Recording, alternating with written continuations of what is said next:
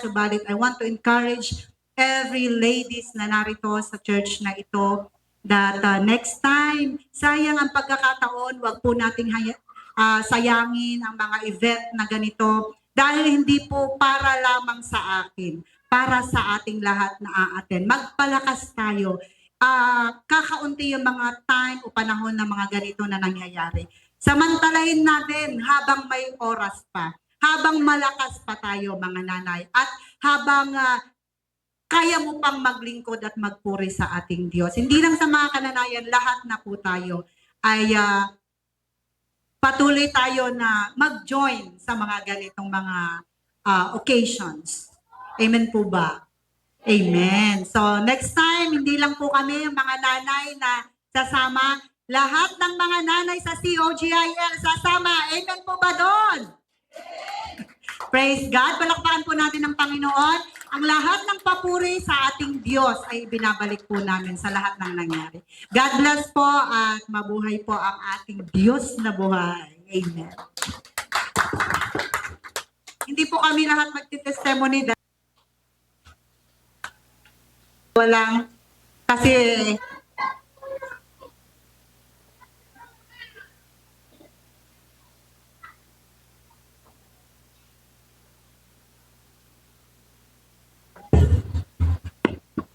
yan po ang ating mga kananayan. Salamat po sa inyo. At mamayang hapon po ay may fellowship po ng ating kananayan muli dito sa ating church mamayang hapon po at 2:30. So mga nanay, kung gusto nyo makasama ang ating mga kananayan dito sa ating iglesia ay meron po kayong gawain mamayang hapon at 2:30 mga kapatid. Sige po, para hindi po tayo magtagal, ang ating teksto po ay matatagpuan po dito sa aklat ni Apostle Paul, the book of Romans, chapter 12. At malamang ito ay popular na po sa atin, na salita ng Diyos.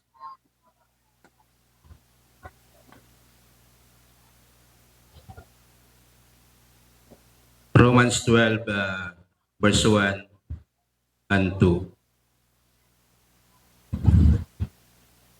Ganito po ang sinasabi, hinihingi ko nga po at tayong lahat po ay tumayo para basahin ang salita ng Panginoong Diyos. Romans chapter 12, verse 1 and 2. Ganito po ang sinasabi dito.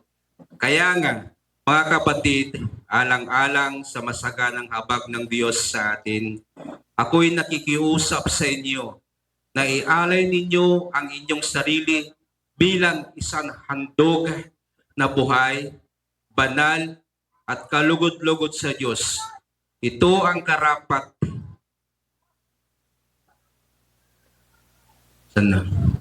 karapat-dapat na pagsamba ninyo sa Diyos. Verse 2, huwag kayong makiayon sa takbo ng mundong ito.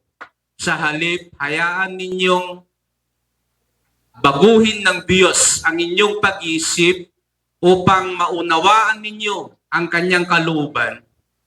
Sa gayon, magagawa ninyo kung ano ang mabuti, kalugod-lugod at ganap na kalooban ng Diyos. Tayo po'y manalangin.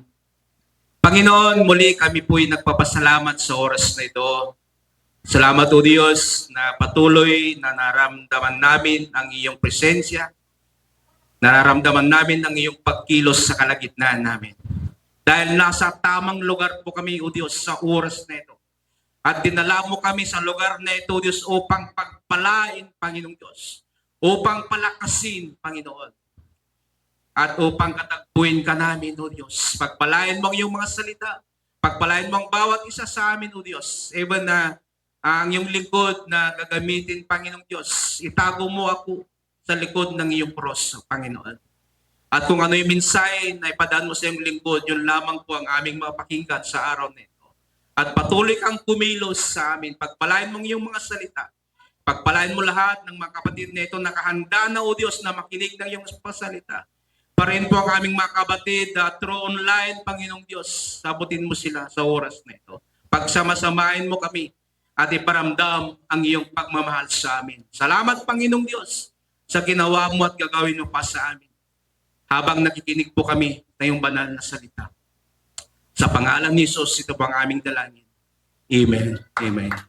Tayo po ay makakaupo po na. At ang ating topic na gusto kong ibahagi sa atin sa araw nito ay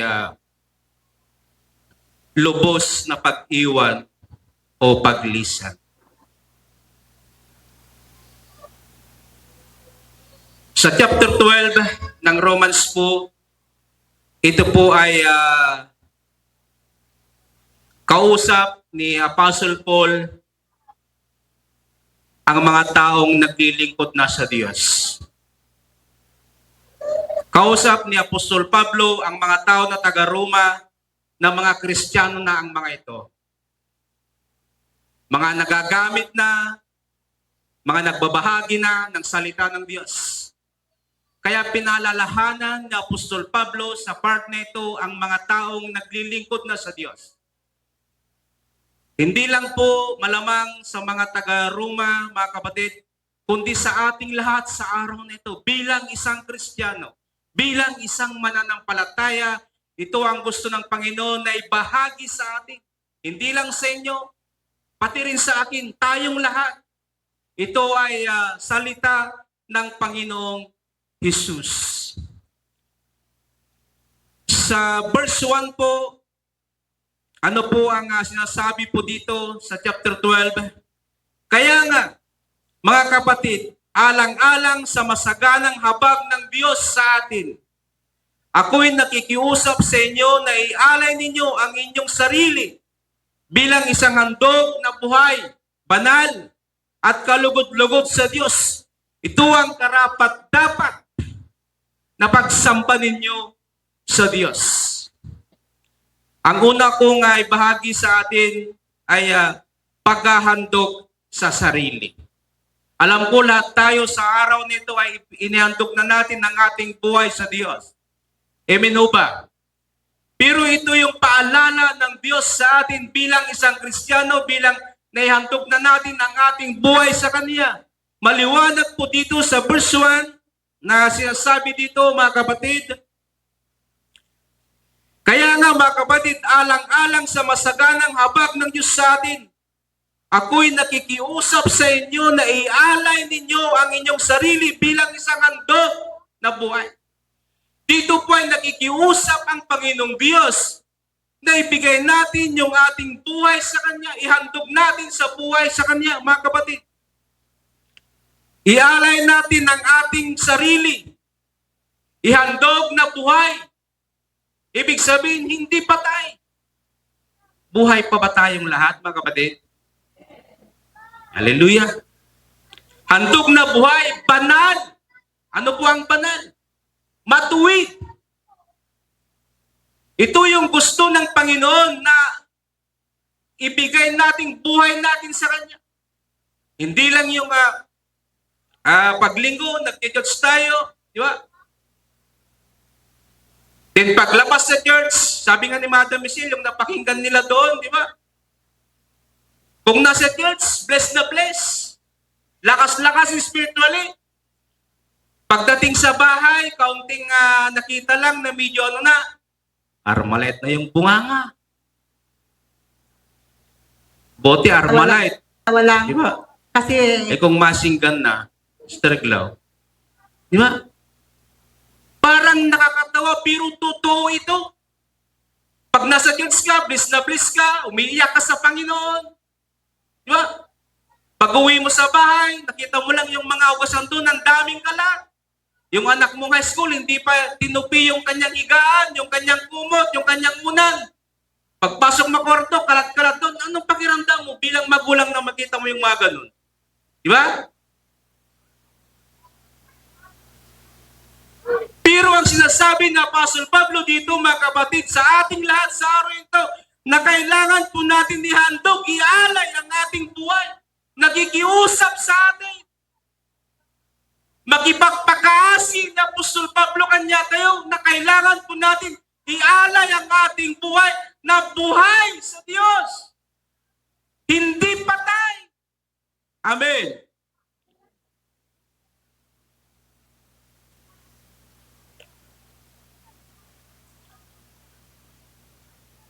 Hindi po natin kayang gawin ito kung wala ang Diyos sa atin. Alam ko naman malamang karamihan sa atin, galing tayo sa, sabi natin na makasalanan tayo noon. Di ba? Pero nung natagpuan na natin ang Diyos, mga kapatid, may pagbabago na ba sa buhay natin? Amen! Naniniwala ako dyan. Kasi nakakarinig tayo ng salita ng Diyos. Nanalangin tayo sa Diyos. At tinutugon ng Diyos ang ating dalangin. Di ba? Yung kalusugan natin araw-araw, yan ay pagpapala ng Lord. Yung kinakain natin, pagpapala yan ni Lord, mga kapatid. Blessing ni Lord yan sa atin. Dahil mahal niya tayo. Amen ba? Mahal ka ba ng Diyos? Naramdaman nyo na ba ang pagmamahal ng Diyos sa inyo, mga kapatid? Kasi kung pagmamahal lang ang tingnan natin, di ba? Ibinigay niya kanyang buktong na anak. Buhay. Buhay ng ating Panginoong Hesus ang inibigay ng Diyos upang tayo po ay may balik muli sa Ama. Maging tulay upang makatungtong muli tayo sa Diyos. Ibinigay niya kanyang buktong na anak, mga kapatid, para sa kasalanan ko at makasalanan ninyo. Kakaisa niyang anak, ibinigay niya, how much more, yung mga pangailangan lang natin, financial, ano pa man yan, di ba? Imposible na hindi niya ibibigay sa atin, mga kapatid. Amen ba? Nagkulang na ba ng Diyos sa inyo? Hindi ba? Praise God. Palakpakan tayo man niya. Alam ko, patuloy nararasan natin ang pagpapala ng Diyos. Amen ba? Ito yung palagi kong sinasabi sa atin lahat na hindi po natin may tatago na pagpapala ng Diyos. Hindi po kami lahat magtitestimony. Tignan mo yung katabi mo, sinong mas mataba sa iyo. Hindi po kami lahat magtitestimony, dalawa lang. Kasi wala pang pumayat na anak ng Diyos. Amen. Wala pang naghirap na anak ng Diyos. Hallelujah. Maniwala kayo sa akin. Kasi kung ano yung lahat na nakikita natin dito ay galing sa Diyos yan. Galing sa Diyos na pinaglilingkuran natin. Di ba? Hindi man natin pinili ang Diyos, pero ang Diyos ang pumili sa atin. Kasi gusto niyang iparanas sa atin ang kanyang pagpapala at ang kanyang pagmamahal, mga kapatid ko.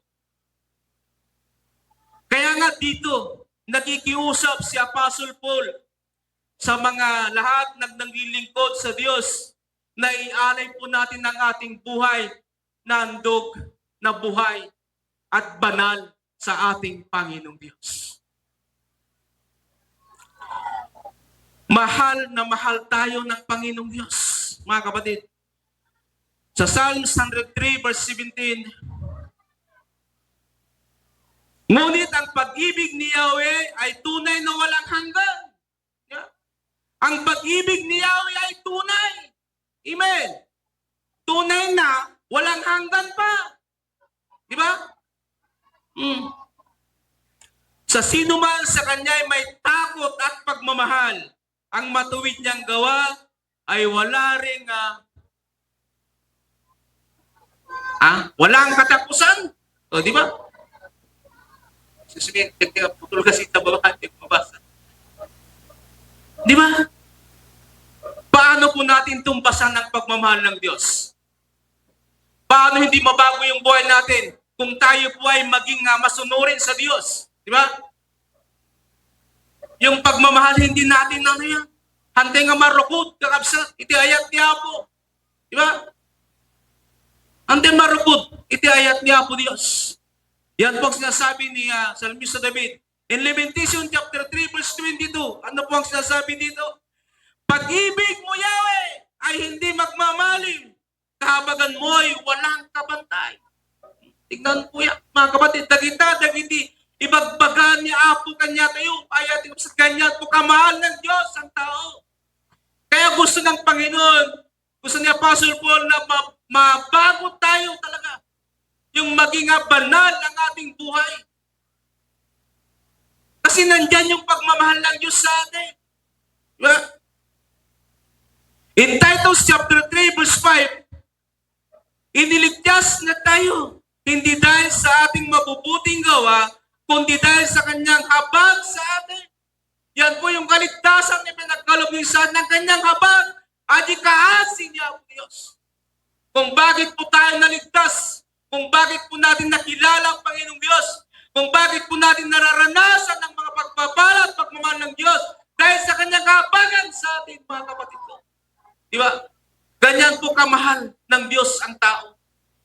Hindi yung mga mabubuting gawa natin upang maligtas po tayo. Magbagi ka ng mga pira dyan, magbigay ka ng ano-ano pa man dyan para maligtas ka. Hindi po. Wala pong kabayaran ng kaligtasan natin dahil ito ay habag ng Diyos sa atin bilang kanyang mga anak na pinili.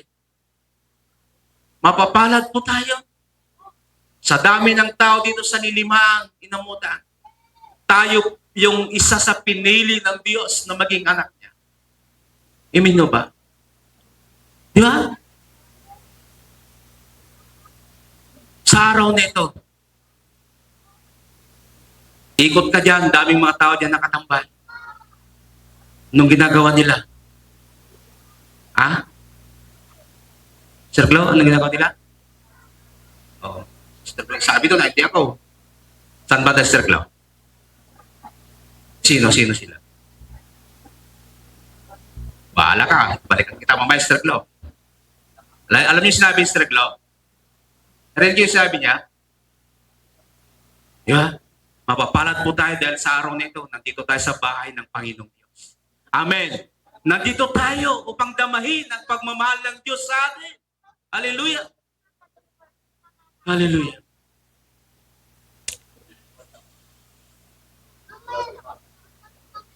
Ito po yung pakiusap ng Diyos sa atin. Kaya po natin gawin ito dahil sa pagmamahal ng ating Panginoong Diyos. Ano po ang hakbang natin na gawin din natin? Ibigay ang ating sarili sa Diyos. In 1 Thessalonians chapter 5, verse 23, naway lubusan kayong gawing banal ng Diyos na siyang nagbibigay ng kapayapaan at naway panatilihin niyang walang kapintasan ang buo ninyong katawan, ang espiritu, kaluluwa at katawan hanggang sa pagparito ng ating Panginoong Jesucristo. Naway lubusan kayong gawing banal ng Diyos. Ito po yung gusto ng Panginoon through Apostle Paul na gawin ng mga tao sa Roma at gawin din natin ngayon bilang isang mananampalataya. Di ba? Gawing banal ng Diyos na siyang nagbibigay ng kapayapaan. Siya po yung nagbibigay ng kapayapaan natin. Nabibili ba natin yung kapayapaan? Hindi po. Yeah. Praise God. Si Sister Jing, salamat na pumunta siya doon. Kung napansin nyo, di ba, minsan mga mothers ay stressful, sabi niya. Pero tignan nyo po, ang bintay kung ikaw ay makarinig ng salita ng Diyos. Yung may stress na yan ay talagang lilinisan, tatanggalin ng Panginoon. At bibigyan kanyang kapayapaan. Kapayapaan po na hindi po binibigay na manggagaling sa mundo. Pero kapayapaan po na manggagaling sa Diyos. Amen. Di ba? Ang hirap kung wala kang kapayapaan. Problemado. Ang iyong mukha parang Biyernes Santo lagi. Alam niyo yung Biyernes Santo? Ha? Minsan di mo masubukan ngumiti dahil sa dami ng mga iniisip mong problema. Pero kung ikaw ay nasa Panginoong Diyos, kahit may mga problema ka, kaya mo pa rin ngumiti. Amen! Dahil nandyan yung Panginoon na pinagkaloob sa atin na kapayapaan namin. May peace of mind ka, di ba? Kung may peace of mind ka na manggagaling sa Diyos, easy lang yung mga trabaho, mga gawin sa bahay. Mga problema dahil may kasama ka na hindi nangiiwan, hindi nagpapabaya ang ating Panginoong Hesus. Amen. Mga kaibigan mo man, iiwan ka. Mga kumari mo, iiwan ka. Mga kaibigan mo na malalapit na sa iyo, iiwan ka. Pero sabihin ko sa inyo, ang Panginoong Diyos hindi nag-iiwan. Amen. Nandyan lagi para sa atin. Kung minsan may mga pagkukulang tayo, pero andyan pa rin ang Panginoon na pinapadama niya sa atin ng kanyang pagmamahal. Mga kapatid ko. Kaya ngayon nakilala na natin ang Diyos. Huwag natin payagang lumayo pa tayo sa Panginoon. Lubusan kayong gawing banal ng Diyos na siyang nagbibigay ng kapayapaan. Ito yung gusto ng Panginoon, maging banal tayo.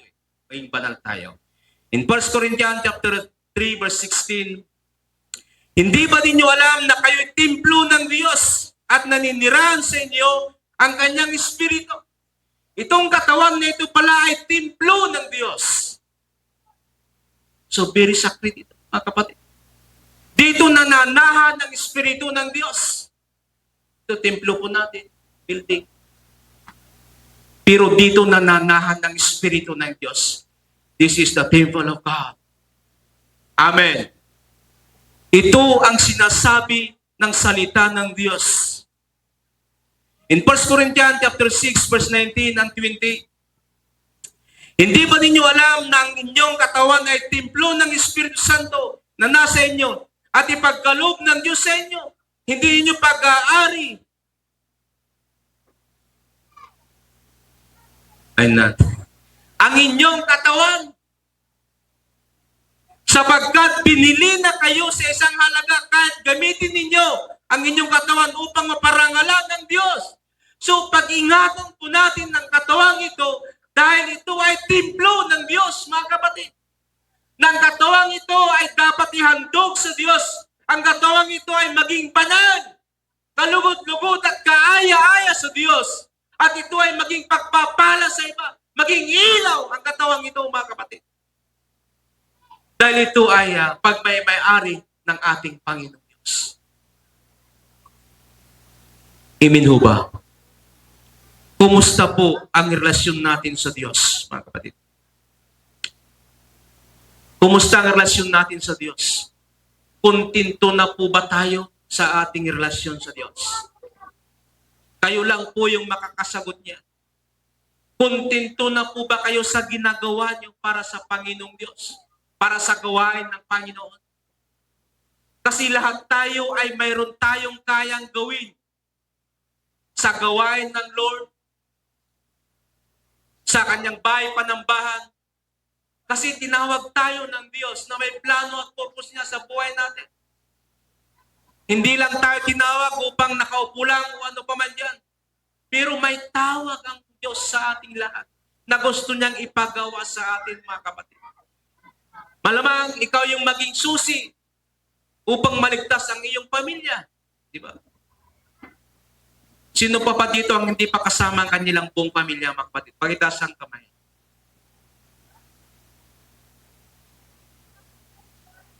Parang marami pa. Pinapanalangin niyo ba ang iyong mga mahal sa buhay na makakilala din sila sa Diyos? Okay, praise the Lord. Narinig ng Diyos yung dalangin ninyo. At kayo yung gagamitin ng Panginoon. Yung buhay ninyo ay maging halimbawa sa kanila.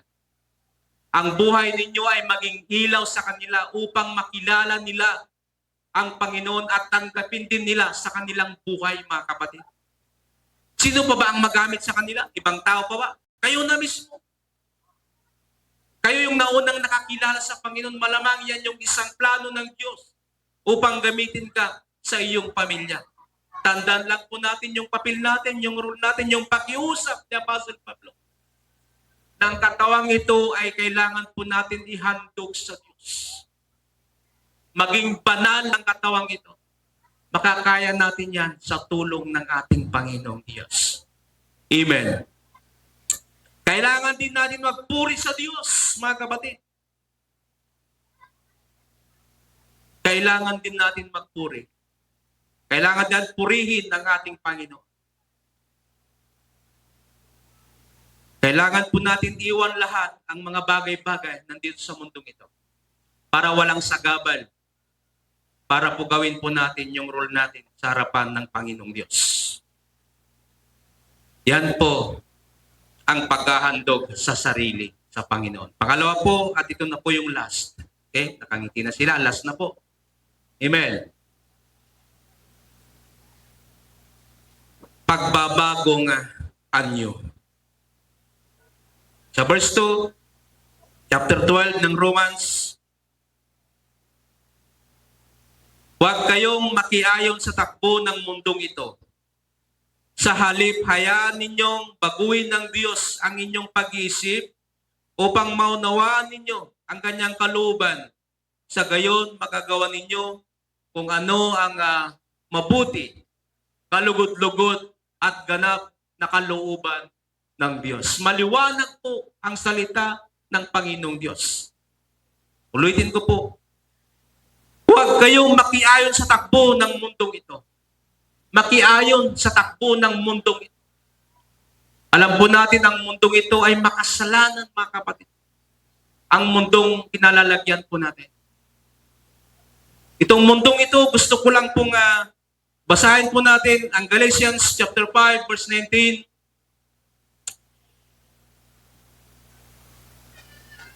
Ito ang gawain ng mundo, mga kapatid.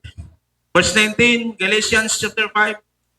Hindi may kakaila ang mga gawa ng laman, pakikiapid, kahalayan, at kalaswaan. Verse 20, pagsamba sa Diyos-Diyusan, pagkukulam. Sino yung may kukulam dito? Yan ang sinasabi ng ng Diyos. Pagkapuot, pag-aaway-away. Mga nag-away-away dyan. Mag-isip-isip kayo ngayon, mga kapatid. Pagsisilos. Sinong asawang minyo siluso? Pagsisilos. Pagkakagalit at kasakiman. Pagkakampi-kampi. Yapay. At, saan na yun? At pagkakabahala. Verse 21. Pagkababagi. Yapay. Verse pagkainggit. Yung mga inggitin dyan.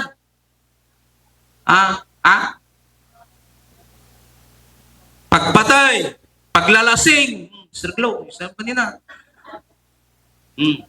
Ito yung gawain ng mundo, mga kapatid. Natamaan ni Sir Glo kanina. Yung isa.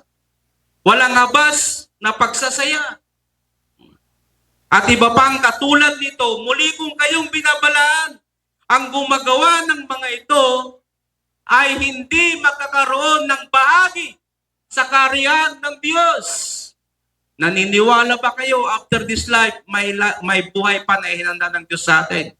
Amen! Ano pong sasabi dito? Muli ko kayong binabalaan, ang gumagawa ng mga ito ay hindi makakaroon ng bahagi sa kaharian ng Diyos. Wala siyang mana sa kaharian ng Diyos. Di ba? Di ba ang hirap walang mana, mga kapatid? Gusto nyo bang pag wala na yung mga magulang nyo, gusto nyo bang kung may mamanahin, hindi kayo kasali sa mana? Di siyempre sabihin nyo siguro kahit pupunta tayo sa korte, basta kunin ko rin yung mana ko, di ba? Di ba ang hirap walang manahin? At alam mo naman may party ka doon, di ba? Pero ibang mana ito kasi, buhay na walang hanggan. Ito po yung gawain sa mundong ito na kailangan po natin na hindi na po tayo sumunod sa mga bagay na yan. Yan po ang sinasabi ng ating banal na kasulatan. Yung pagbabago nyo, hindi naman yung magsuot tayo ng yung damit ni Batman. Di ba? Magre-retoke tayo sa mukha natin. Hindi yun ang sinasabi ng pagbabagong anyo dito. Noon tayo po ay makasalanan, nung hindi pa natin nakilala ang Panginoon, nung nakilala natin ang Diyos, yun na yung mukha natin, yung mukha ng Diyos. Amen!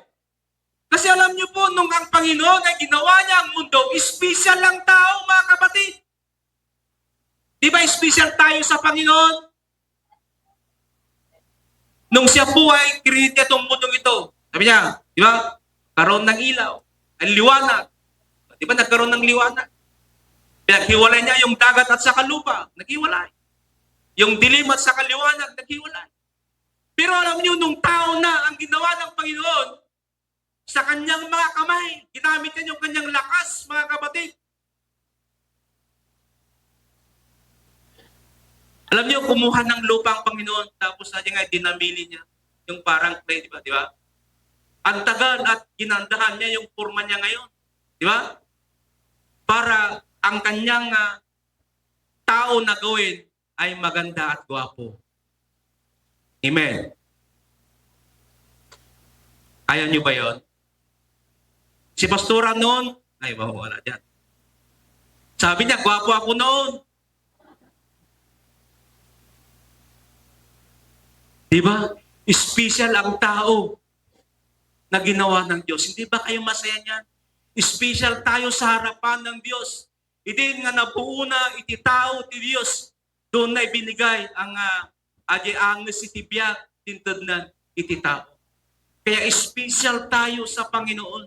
Kaya tayo yung pinili ng Diyos upang magpuri at maglingkod sa Kanya, mga kapatid. Kaya wag natin sayangin yan, yung pagkakataon na yan, na pinagkaloob na pribilehyo ng Diyos sa atin. Kailangan po natin layasan ang mga bagay-bagay na yan.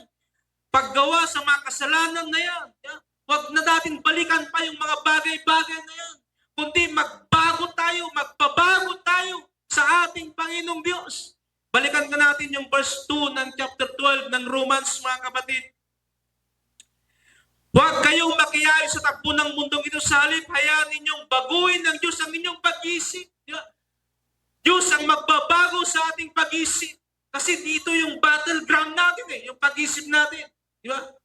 Kaya nga po one time, yung mga kabataan, kinakausap ko sila, kung kayo ay magmahal na at maramdaman nyo na mahal nyo yung isang tao, hindi lang yung puso ang pagganahin mo, gagana yan, gagana rin yung ulo.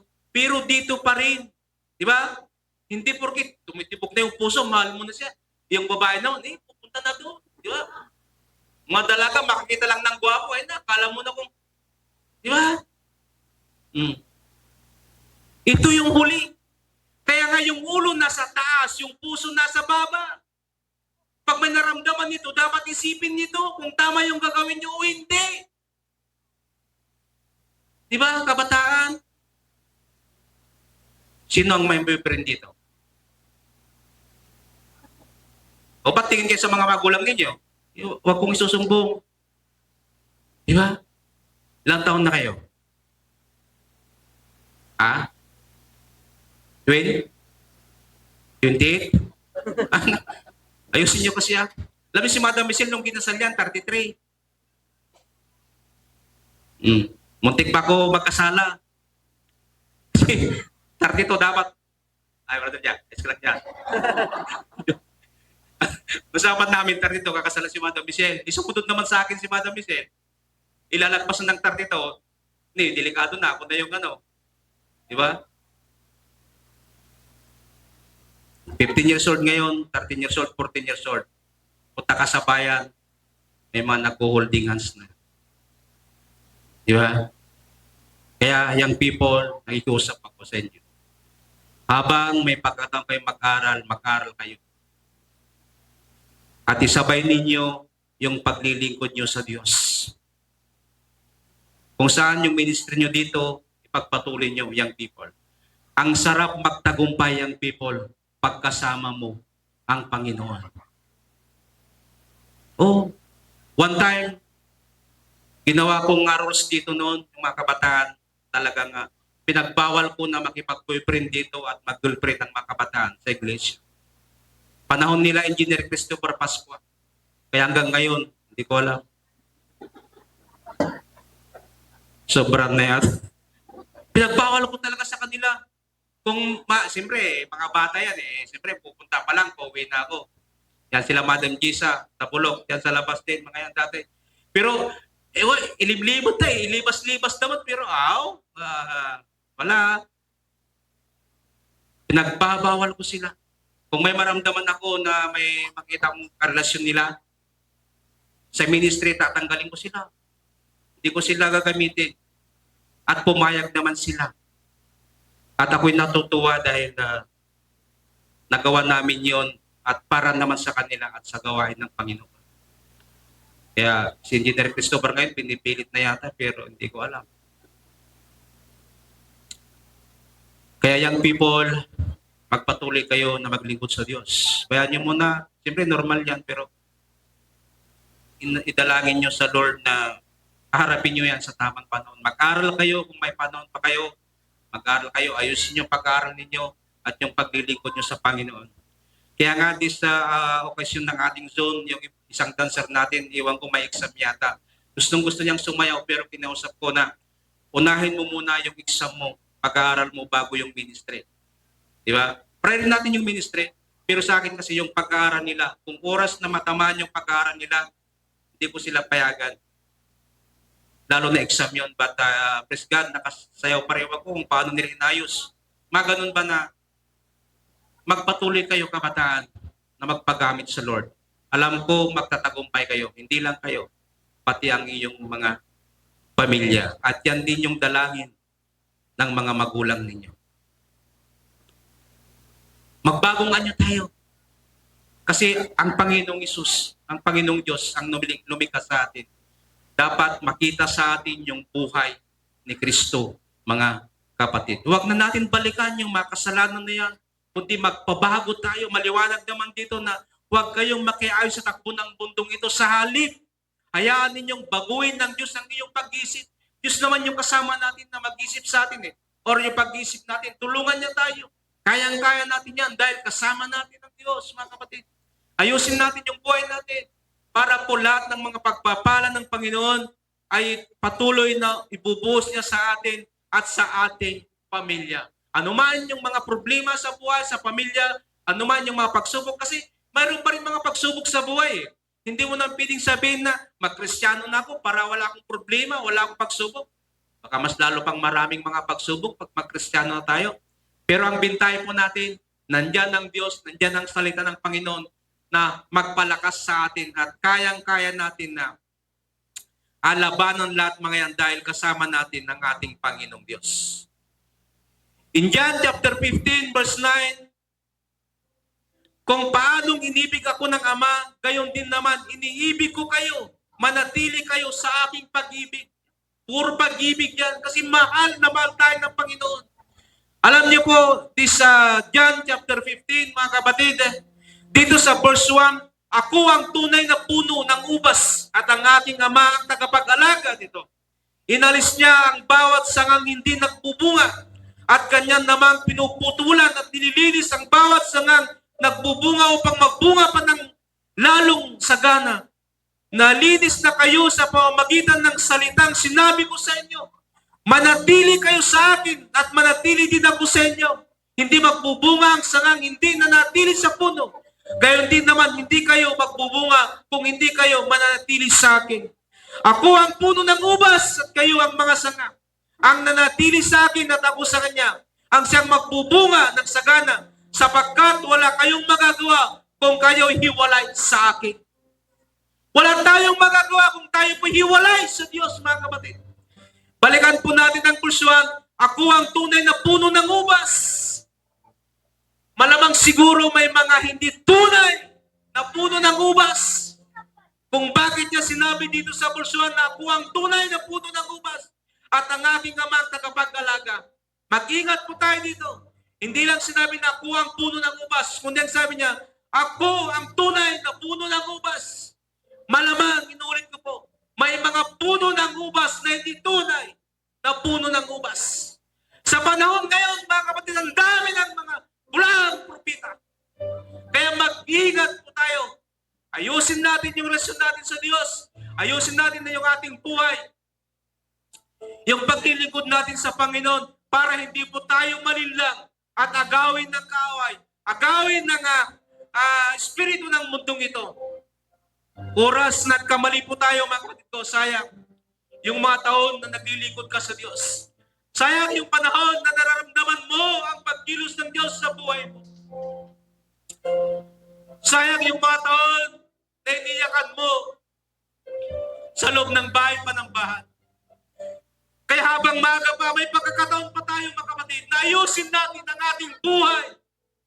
At nandiyan ang Panginoon na handang tumulong, handang maglinis sa atin, handang palakasin niya tayo mga kapatid ko. At kung tayo po ay nasa kalooban ng Panginoon, anuman ang bagay na pangailangan natin, hindi pa natin hihingin sa Kanya, ipagkakalob na ng ating Panginoong Diyos. Magbabago tayo sa Panginoon. Bagong tunay na buhay Kristiyano, mga kapatid.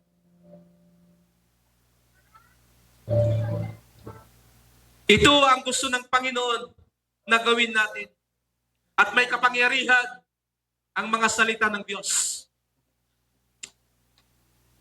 Sa pakikinig natin ng salita ng Panginoon, ang laking tulong sa atin. In Romans chapter 10, verse 17, Romans 10:7. Kaya ang pananampalataya ay bunga ng pagkikinig. At ang pagkikinig naman ay bunga ng pangangaral tungkol kay Kristo. Napahalaga po ang ating pagkikinig ng salita ng Diyos. Kasi ito yung makakatulong sa akin. In Romans chapter 1, verse 16, kung di magkamali, ang salita ng Diyos ay may kapangyarihan upang iligtas niya ang tao. Ang pakikinig natin ng salita ng Diyos, laking bagay ito upang yung pananampalataya natin ay lalong umaalap pa sa Panginoon. Kaya nga kung minsan may mga ganitong okasyon sa district, sa zone, in-encourage namin na atin tayo, pupunta tayo upang makinig ng salita ng Diyos. Dahil sa ating pakikinig ay makakatulong pala sa atin yun upang lalago ang ating pananampalataya. Ang ating pananampalataya, yan yung puhunan natin, mga kapatid. Puhunan natin upang namnamin ang lahat ng mga pangako ng Diyos sa atin. Kaya bilang isang Kristiyano, mga kapatid, tulungan tayo ng Panginoong Diyos na mamuhay ayon lamang sa kalooban ng Panginoon. Ito na po yung last, Galatians chapter 5, verse 22 at 23. Subalit, ang bunga ng Espiritu ay pag-ibig, kagalakan, kapayapaan, pagtsatsaga, kabaitan, kabutihan, katapatan. Meron pa? Ito yung bunga ng Espiritu Santo. Verse 23, wala na ba?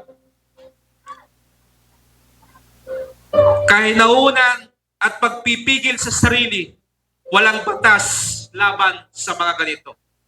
Ito po yung bunga ng Espiritu Santo. Na ito po sana yung makita sa buhay ng bawat isa sa atin. Dahil tayo po ay nanampalataya sa Diyos, alam ko, hindi tayo mahirapan na gawin ito dahil yung palagi sinasabi, kasama natin ang Panginoong Diyos. Gusto niya tayong baguhin ng Panginoon, mga kapatid. Kaya sa araw nito, pag-isipan nga natin ang salita ng Panginoong Diyos. Alam ko nakikiusap ang Diyos sa atin dahil sa kanyang mga salita. Tulungan tayo ng Panginoon sa araw nito at tayong lahat na po ay tumayo. Pagpalain ng Panginoon ang kanyang mga salita sa oras nito. At habang po kumakanta ang ating worship team, kumustahin na natin yung ating buhay bilang isang Kristiyano. Tignan na natin yung ating relasyon sa Diyos. Kung nasa tama tayo, kung may mga bagay-bagay pa na kailangan natin gawin, ayusin. Ito na yung panahon, ito na yung oras, ito na yung minuto upang kausapin mo ang Panginoon Diyos. Habang nakatayo ka niyan, kausapin mo ang Panginoon. Tulungan mo ang Panginoon. Sabihin natin, gusto kong mabuhay ngayon lamang sa kalooban ng Panginoon. Hallelujah. Andiyan ang Panginoon naghanda upang yakapin ang kapatid mo sa araw nito. Hallelujah. Thank you, Jesus.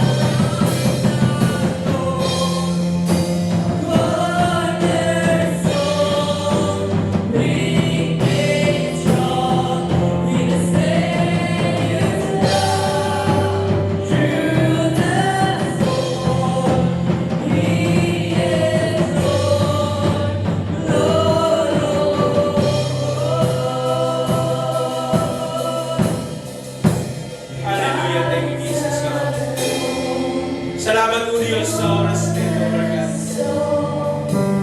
Salamat sa iyong mga salita, Panginoong Diyos. Pagpalain ko yung mga salita, Panginoon. Lahat ng nangabuting salita, O Diyos, pagpalain. Lord God, gusto namin, O Diyos, mamuhay dahil namin sa kalooban. Gusto namin mamuhay na may kabanalan, Panginoon.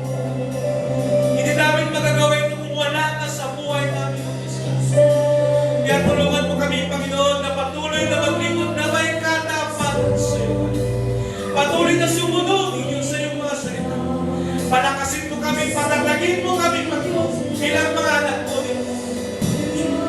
Alam namin, Panginoon, minsan may mga pagkukulang kami. Pero salamat sa iyong pagmamahal. Ang haba na iyong pagmamahal sa amin, Panginoon Diyos. Patuloy, O Diyos, na kumilos ka sa buhay ng bawat isa sa amin. Tulungan mo kami, Panginoon. Every family, O Diyos, sa iglesia ito, pagpalain at abutin mo, Panginoon Diyos. At patuloy kang kumilos sa buhay ng bawat isa sa amin. Salamat muli, Panginoon Diyos, sa araw nito. Salamat sa iyong banal na Espiritu na patuloy na kumilos at kikilos pa sa amin, Panginoon. Pagpalain mo na, Panginoon Diyos, ang iyong mga salita. At Lord, ang aming mga nanitirang paggawa ay patuloy kang kumilos sa amin, Panginoon, hanggang matapos mo. At alam namin, Panginoon Diyos, alam namin, O Diyos, may plano at purpose ka sa buhay ng bawat isa sa amin. Muli, Panginoon, maraming salamat. At pinapalitan po namin sila ng papurit mo. Salamat at pagdakila sa tanging pangalan ng aming Panginoon Jesus. Amen. Amen. Palakpakan tayo. Ako magandang nangalan sa ating lahat. At tayo po yung makakaupunan. At itanawagan ko po dito ang magagamit po sa exhortation. Yung mga friends po natin. And bless you.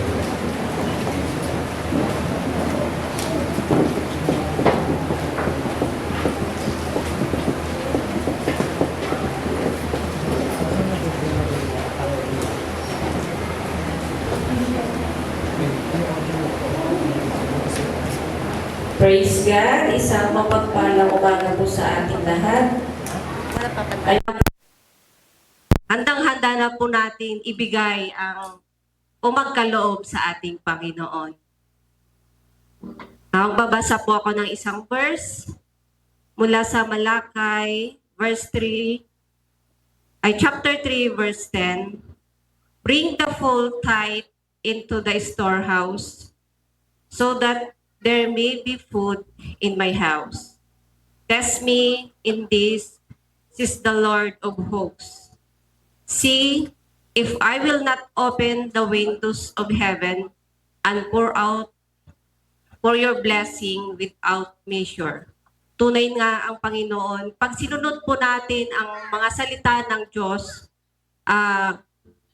lahat ng mga hinihiling natin sa ating Panginoon ay pagkakaloob niya. Ibubuhos po niya ang mga pagpapala po sa atin.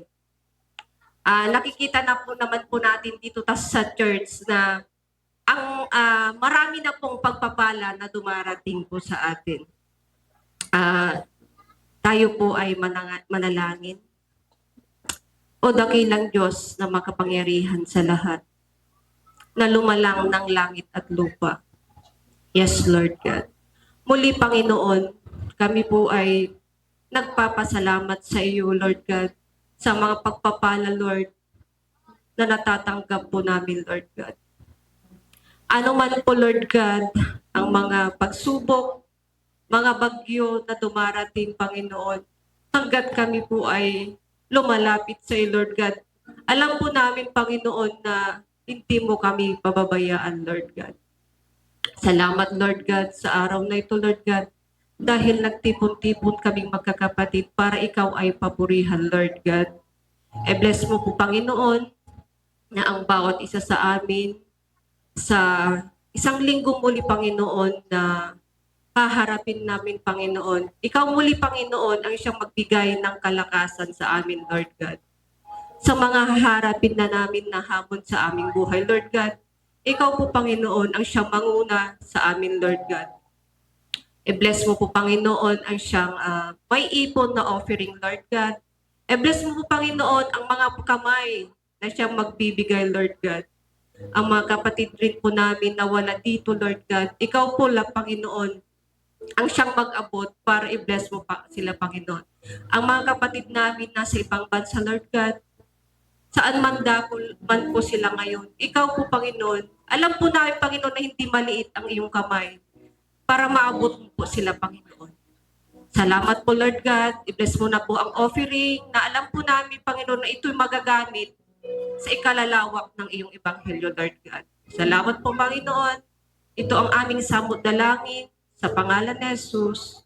Amen.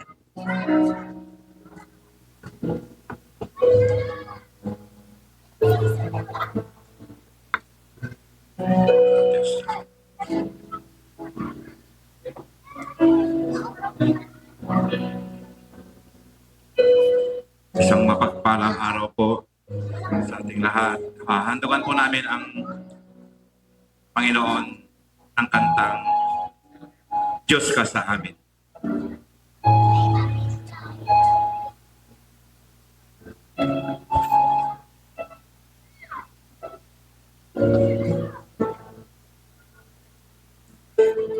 Diyos, ikaw ang tunay na dakila sa mundo. Ikaw ang hari ng mahal ng tulad ko. Ginawa mong lahat, pag-ibig mo ay tapat at wagas. O Diyos, walang papantay sa kabutihan mo.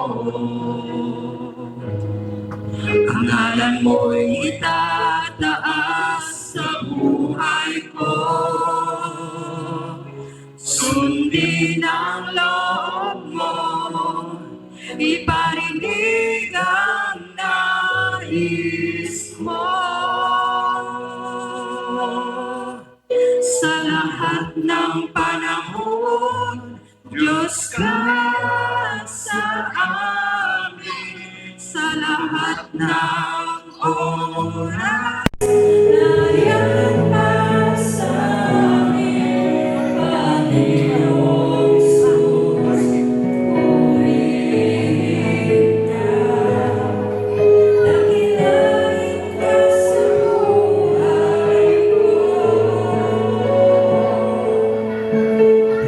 Pinagbabago, Diyos ka sa amin, langit sandigan, nariyan sa amin, Panginoong Jesus. Magparinig ka, umiwanag ka sa buhay ko. Sa lahat ng panahon, Diyos ka sa amin. Sa lahat ng oras, nariyan ka sa amin, Panginoong Jesus. Purihin ka, dakilain ka sa buhay ko. Pinagbabago, Diyos ka sa amin, langit sandigan, nariyan sa amin, Panginoong Jesus. Magparinig ka, magliwanag ka sa buhay ko. Aming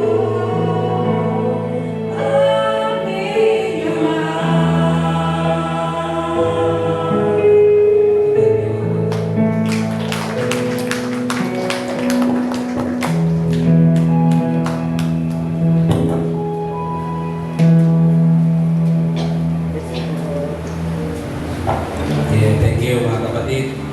Sa oras na ito mga kapatid, bago tayo uwi ay muli gusto kong umamin na behalf of Denmark sa sa September 30, mga kapatid, ay may aatinan po si Denmark na seminar sa DASMA sa main office natin national. At September 30 hanggang October 5 yata, 56 days. Bilang isa po yung worship head ng district po natin, ay kailangan po umatin ng seminar. Ang registration po niya ay 13,300 po. Registration lang ngayon. At wala pa doon yung pamasahe niya at allowance. So sana po ay tulungan pa natin si Denmark. Okay lang po ba? So sige po, maraming salamat po. At habang siya po ay kumakanta, kuha ulit tayo ng offering. Sana po ay huwag kayong magsawa na tumulong. At alam ko yung mga tulong na yan na hindi po natin pagbabawas sa blessing ni Lord. At alam ko yan ay may gagawin ng Panginoon sa ating pagmamahal sa ating anak na atin po sa seminar doon sa ating main office. Denmark, salamat po, salamat. Sa pagpapalang mga patuloy sa kailan, ako po ay maghahandog namin sa awitin. Ang title po niya sa piling niyo. Kung alam niyo po yung kanta na ako ay mga isa.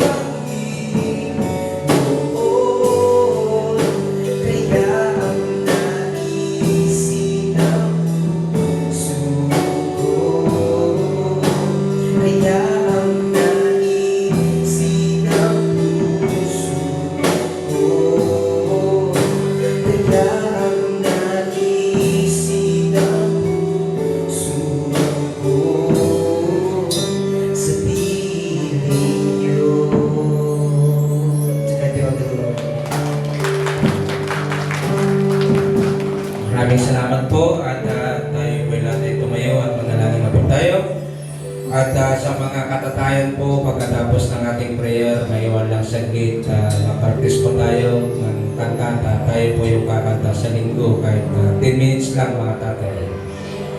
Muli, Panginoong Diyos, kami po ay nagpapasalamat sa oras na ito. Salamat o Diyos sa ginawa mo sa kalagitnaan namin.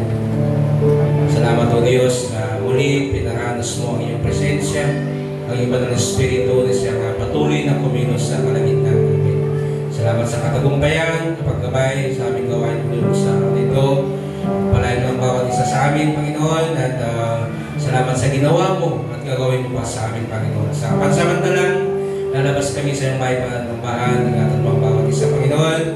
At harapin na naman muli namin ang lingkong ito na kasama ka namin, Panginoon. Ingatan mo kami, ingatan mo ang bawat isa, lahat ng mga trabaho ng iyong mga anak, nagtuturo man, nag-opisina man, sa pugrin man, mga tindahan man, o Diyos, saan man, Panginoon, pagpalain mo ang bawat isa, ingatan mo ang bawat isa, mga sources ng bawat isa, Lord God, patuloy mong ibus ang iyong pagpapala. Dahil pinangako mo sa amin, O Diyos, na patuloy na iparanas mo ang iyong pagpapala sa amin. Kung ano man, Panginoon, ang magpagay na iyong Lord, alam namin na gagamitin mo upang patuloy, O Diyos, na pagpalain mo ang iyong mga anak. Ingatan mo kami, Panginoon, sa araw nito at muli, balik mo kami dito sa iyong bayan Panambahan sa oras, O Diyos, na pagsamba muli namin sa iyo. Pagpalain mo ang iyong bayan Panambahan. Salamat sa patuloy na ginagawa mo sa iyong bayan Panambahan. Ang mga ginamit mo, Panginoon, na patuloy na pinapaganda po namin at gagamitin mo pa, O Diyos. Salamat sa buhay nila.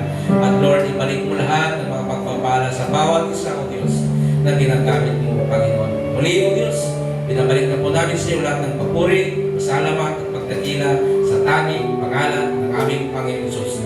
Amen. Amen. Magandang tanghali po sa inyong lahat. Mga tatay, saglit lang po, practice mo tayo dito sa harap. Brother Helio, dito yung kopya. Yung mga walang kopya po, may kopya po ko dito. Halika kayo mga tatay. Magluluto ka kasi. Friday. Ala, hindi ako nagpunta ka. Ako na.